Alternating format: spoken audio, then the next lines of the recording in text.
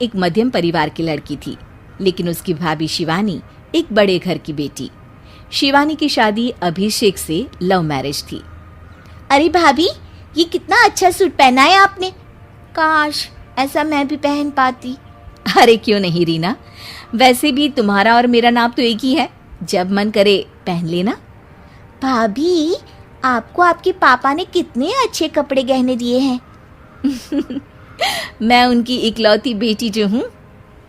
बेटी तो मैं भी इकलौती हूँ, लेकिन क्या करे, पापा है नहीं, पता नहीं कैसे होगी मेरी शादी। तभी वहाँ शिवानी की सास आ जाती है। अरे क्यों नहीं करेगा भाई तेरी शादी धूमधाम से, आखिर जिम्मेदारी है तो उसकी। और वो दिन भी आ जाता है जब रीना की शादी तय हो जाती है। अभिषेक, क्या हुआ? आप इतने परेशान तो कभी नहीं दिखे, कोई बात है तो बताइए मुझे। अरे शिवानी, वैसे तो शादी का सारा इंतजाम हो गया है, लेकिन गहनों का रेट तो आसमान छू रहा है। कैसे क्या करूं, कुछ समझ में ही नहीं आ रहा।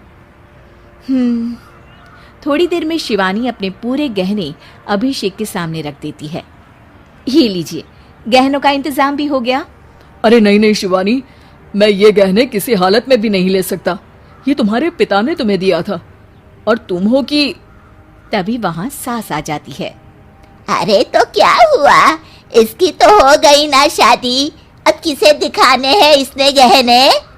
सास गहनों का डिब्बा शिवानी के हाथ से लेकर वहां से चली जाती है। रीना की शादी धूमधाम से होती है और अब वो बड़े घर की बहू बन जाती है। वहीं रीना की शादी के बाद शिवानी और अभिषेक उसकी शादी के कर्जों से डूब जाते हैं।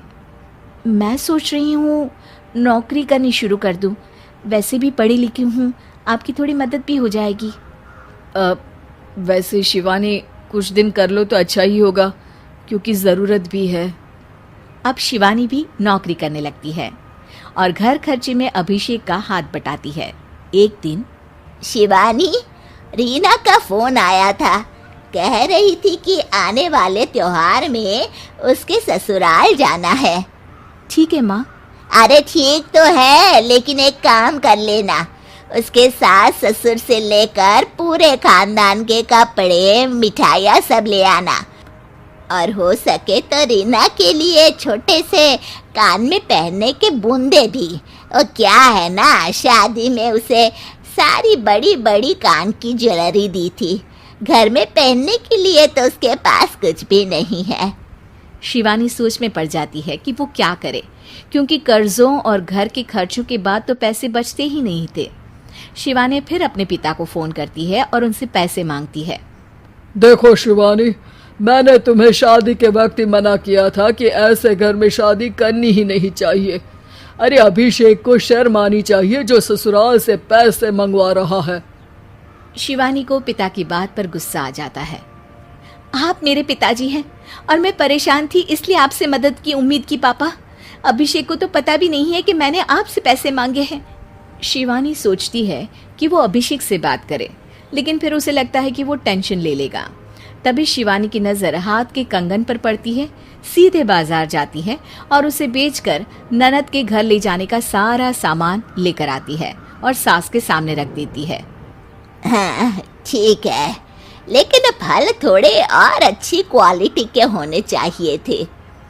शिवानी कुछ नहीं कहती, वहां से चली जाती है। एक दिन शिवानी, रीना का फोन आया था, बहुत रो रही थी। क्यों माँ, क्या हुआ? सब ठीक तो है ना उसके ससुराल में? अरे तूने तो उसकी नाक ही कटवा दी। अब मैंने क्या कर दिया माँ? कह रही थी कि बड़े घर की बहू है भाभी, जो कपड़े दिए वो ब्रांडेड भी नहीं थे। तू तो जानती है ना उन लोगों का पहनावा कितना अच्छा है। तू तो मेरी बेटी का भला कभी सोचती नहीं। हाय भगवान, अरे बड़े घर की बहू है, इसी बात की जलन है ना तुझे? लेकिन याद रख, मेरी बेटी का सोचने के लिए भगवान है, तुम लोग कभी उसका बुरा नहीं कर पाओगे। अब शिवानी के मन में सवाल था कि क्या ईश्वर सिर्फ रीना के साथ है उसके साथ नहीं, लेकिन उसे सुकून था कि वो अभिषेक के साथ उसकी जिम्मेदारियों को निभाने में बराबरी की हकदार है। शिवानी वहां से चली जाती है। वो सास से कुछ नहीं कहती, क्योंकि अमीर घर की बहू बनकर रीना को भले ही सुकून ना हो, लेकिन गरीब घर की बहू बनकर शिवानी खुश है, क्योंकि खुशी पैसों से नहीं परिस्थितियों पर निर्भर करती है।